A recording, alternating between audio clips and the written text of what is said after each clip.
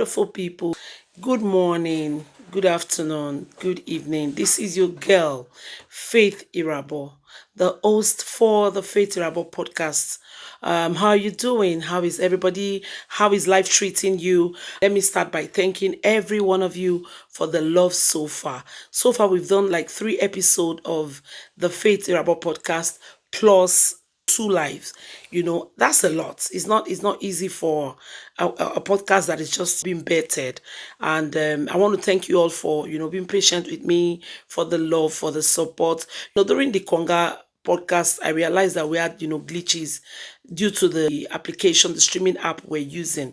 I want to use this opportunity and this medium to say we are sorry for the glitches that was experienced during that interview. Having said that, I want to thank you all from the bottom of my heart. Thank you for the love. Thank you for the support. Thank you for encouraging me. For those of you who sometimes share my podcast, I see you.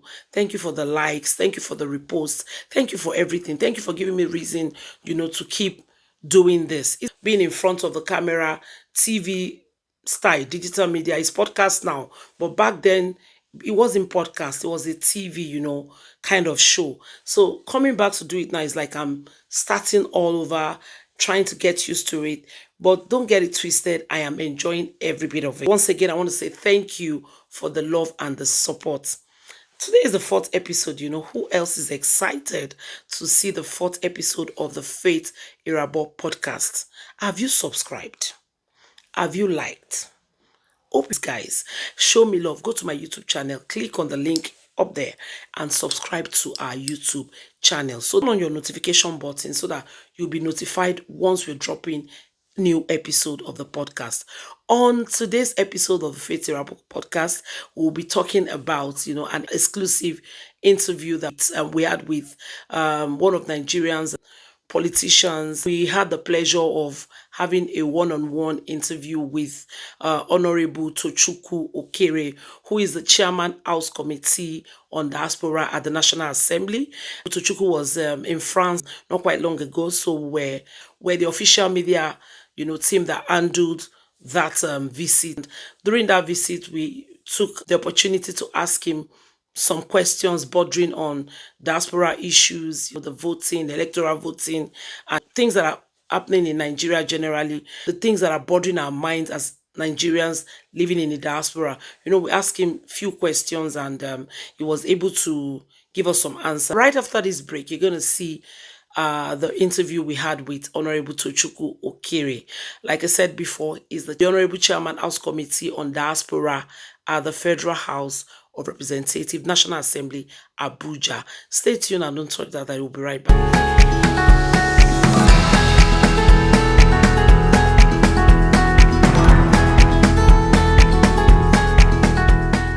This is your girl, Faith Irabor, the podcast host for the Faith Irabor podcast. On this episode, I have a special dignitary here who flew in all the way from Nigeria. I won't let the cat out of the bag myself. I'll be leaving him to introduce himself. Honorable, what is it? Thank you very much, Faith Irabor. Okay, my name is Honorable Sir Tochukwu Okere.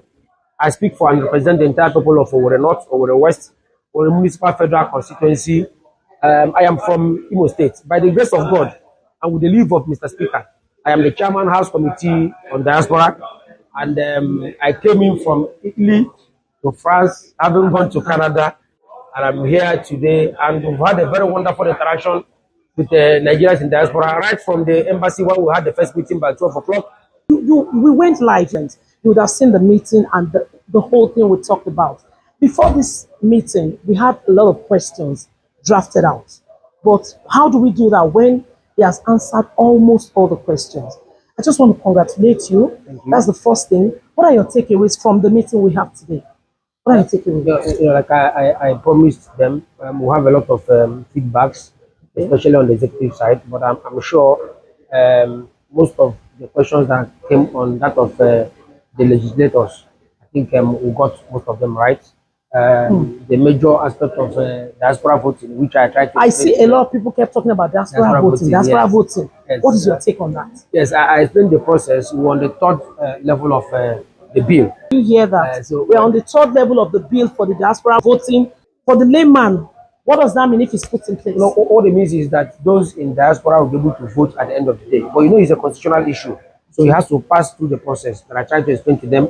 We have the first reading, we have the second reading, is on the with the Constitutional Review Committee headed by the Deputy Speaker of the House. After that, we go for public hearing. After that, we'll come back to report to the House on the extent of God. Then we'll go for the third reading. Then we'll go for presidential assent. Then it becomes part of the Constitution, and those in diaspora will be able to vote. It's not an easy process. It's not a day process. We are putting as much as possible. By the time we resume, we'll go for the public hearing and we'll get input from those in diaspora too and those in Nigeria on the possibility. And we also try to encourage everybody to talk to their own representatives, especially those in diaspora, so that when it comes to the House, everybody will be able to support the bill and it will see the light of the day.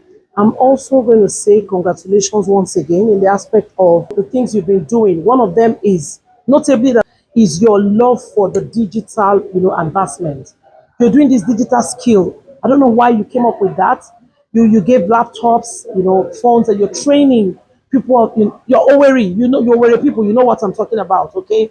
How did you come about this program? And what is your take on the artificial intelligence that we call AI today? Now, the most important thing for a nation to succeed, we must ensure that there is education. Education goes beyond the infrastructure. As of last month, I commissioned my 11th school block that I built. I didn't even know about that. So apart from the ones I'm doing in terms of infrastructure, I'm also doing the training aspect of it, and that's why you see the IT. And we've done a lot in IT. I think you're also training the trainers. Yes. You are training the people training these students. We train the trainers so that, because we want to ensure that it goes to the grassroots, we train the major people, and they will not go in turn to train other batches. And those are the people that you saw that will give laptops so that they can present from anywhere, even in the villages. So the idea is that when we train these people, they will continue to train others, and this knowledge will be impacted and it will just go to grassroots. Do you think AI will replace our youth? You're training them to be something tomorrow. A lot of us are threatened by that AI effect that, okay, tomorrow now they won't give us jobs again. AI is taking a lot of things. The robots are doing the whole thing. What's your take on this? Even the AI will even help our youth. Exactly. By the time they get to know what it implies and how to use it, most of the jobs will be done effectively. You don't need to walk to the office anymore. So you can stay wherever you are to handle most of your transactions. And it makes life easier. It makes transactions easier. So if our youth are able to key in into this AI, they'll be able to achieve a lot. You understand? And drive a lot of processes. A lot of people are scared of going back home, Honorable, because of kidnap, because of insecurity. What do you have to tell them? Our France immigrants that are here. We want to tell them that, yes, it's not something that's been eradicated fully. It's a process that the president is working assiduously on. Even the state governors, everybody is working on it. I also presented a bill in the House, a motion in the House, on the security level that we have, and we called on the federal government to come into place to assist, my federal constituency. And I'm sure most of the areas they are being worked upon. I'm sure the federal government, under his leadership, Senator Ahmed Tinubu, is doing a lot. Some of these things you will not see the immediate results of what they are doing, but I can tell you, the government is taking over a lot of areas, out from these bandits, out from these terrorists. And by the grace of God, in a very short time, everybody will become again. And I encourage those in diaspora to come home. The Japa, you are telling us to come home. What about those who want to Japa and come here? What do you want to tell them? You've seen it all. You heard us complain. We've talked. We've lamented. What's your message for them? You know what I said in the hall? I said the Japa arrangement can only be corrected through those in diaspora. For those in diaspora, when you make them understand that all is rosy in France, everybody want to Japa and come to France. But let them understand that it's not as easy as they think. That you come back in 1 week or 2 weeks and spend some euro. It doesn't mean that you get 1,000 euro every other day. You find it also hard to even pay bills, except for some of you that have been actualized in this area. Most people are trying as much as possible to find their feet. So you don't need to Japa. There's a job in Nigeria, the ones you have. Because most people that think that they come here, when they come here, they'll get it easy. It's not as easy as they think. I've interviewed a lot of people, and I can tell you, most 90% of the Nigerians here are not actually happy. They're also suffering. They're trying to find their feet. So it's not as easy as our people think. So there's no need to sell your car, leave your job, sell your plot of land, they want to japa, Okay, we're wrapping up. It will be unfair if we do not ask this question about the president. You are an APC member. You are also a sitting, member in the House. What message do you have for our people here who are not patient with the president? They think he's not doing enough, a security light, whatever. What have you? What do you have to tell them? One thing is, are they even aware of what the president is doing? If you are not aware, if you think this person don't do anything, have you made any effort to find out what's even doing? Everything cannot come at the same day. When I entered into power, I didn't start building the 11 schools the same day. I built one school first, went to the second one, and today we're counting 11. You understand? So every other project that we've done, it's your first tenure. This is my first time I'm coming to the National Assembly. Every other thing we've done is a gradual process. Agricultural training, the things we've done in infrastructure, all these things cannot come in one day. The president is trying as much as possible because if you understand the backlog that we had before this time, today the dollar has been stabilized. You can see it. We're talking about CNG, the subsidy. In fact, revenue going back to the states has tripled. A lot of things are being done. Yes, you might not see all these things at the same time, but I can assure you, it's not because I'm in APC. The president is doing excellently well. And before the end of these 4 years, I'm sure he would have actualized a lot in that position. What would you want to be remembered for? Yes, I want to build a legacy in diaspora. That is why under this space of 8 months, I've done 12 countries.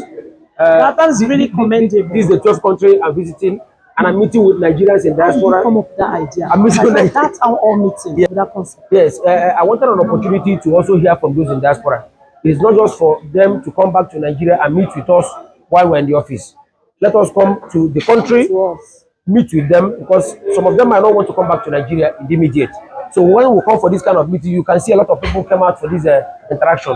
If I had invited them to come to Nigeria, they will not. I'm sure it's only 2 or 3 people that are able to make it. Security will be scared. Yeah, so but coming here now, some get also first-hand information from us. You understand? With our little experience, whether in the banking industry, whether in the business before we came into politics, we should be able to advise. Oh yeah, your message to all of us, your Nigerian children, brothers, sisters, mommy, daddies here. What message do you have for them? The message is that Nigeria is our own, and we need to hold Nigeria very well. As much as possible, we continue to represent the interests of Nigeria wherever we are, whether you're in France, whether you're outside France. We must, as a matter of obligation, represent our interests very well. Nigeria will be great again, and we're sure that it will be very, very great. Thank you. Nice having you, sir. Thank you, sir. It's still the Faith Irabor podcast. Like we're saying, we just finished the town hall meeting where Nigerians some expressed their displeasure, some just gave their opinion to the honorable about the way forward for Nigerians in France. And one of them is this gentleman here. I would allow him to do the introduction. Introduce yourself and your take about the town hall meeting which we just. My name is Engineer Oluwole Ajala. I'm an aerospace engineer. I design and build aeroplanes. I'm an expert for Airbus, the #1 aircraft manufacturers in the world. Wow. What we Nigerians do in diaspora is amazing. Some of us, we are behind the scene that we don't like to talk, we don't like to shout. So basically, this town hall has been amazing because the honorable person was able to shed light on a few things. And this is amazing. For me, one of my things I'm really passionate about is how the government can actually support us in diaspora to bring us into the country to help the country move forward. Because the government alone is not going to do it. It's we, the people, that can actually do things. But we need the support of the government to be able to move forward. Okay, so what's everything we've heard, in there? Do you see light at the end of the tunnel? Is there hope for Nigeria? Yeah, for me, there is light at the end of the tunnel, because they're beginning to listen. Yes, I noticed that too. It came in the first place. Exactly. Yeah. So, and that is a good sign. Before, there's nothing about diaspora. Now we got that. So, I think the future is bright. I think the future, as they say before, the future is orange. So, really, Nigeria is moving places, but we just need to take additional steps by making sure that this works. Not just we say this and we stop there. We should do our part too. Moving forward. Some of us actually will be trying to help the country, I'm a visiting lecturer for Lagos State University. Wow. So I teach aerospace courses. So we help the country in our own little way. So it's what we try to do. I did shout to Lagos State University because, yeah, out of many, And they do what you. responded. And then we're moving things forward. Thank you so much. So Thank good you to very have much. you on the show. It's my Thank you pleasure. so much. Yes, I hope you enjoyed that interview, and I hope we've been able to ask him some of the questions, bothering our minds as Nigerians that are living here in France and other countries in general, apart from Nigeria. Okay, so it's on this note that we'll be drawing the curtain on the episode 4 of the Faith Irabor podcast. So watch this space. We'll be coming again with another episode. Sometimes it won't be interview. Like we said, it's about trends, lifestyle, and real life conversation. Okay, so maybe next time it will be interview, or I like to keep you guys, you know, I like to keep you on suspense, and that's the fun aspect of all this. But I promise you something, it will always be worth your time, it will be worth your data and that subscription. Okay, thank you very much for showing us love. Please like, share, and tell your friend, tell your neighbor, tell your family member, tell your sister, tell your boyfriend, tell your husband, tell your wife, tell your children. It's an educative podcast, lifestyle podcast. We share everything on this podcast. Okay, you can discuss it with your children, your friend, and everyone around you. So until next time, when I come your way, we're drawing the curtain on today's episode of the Faith Irabok podcast. Okay, love you guys and see you next time. Bye.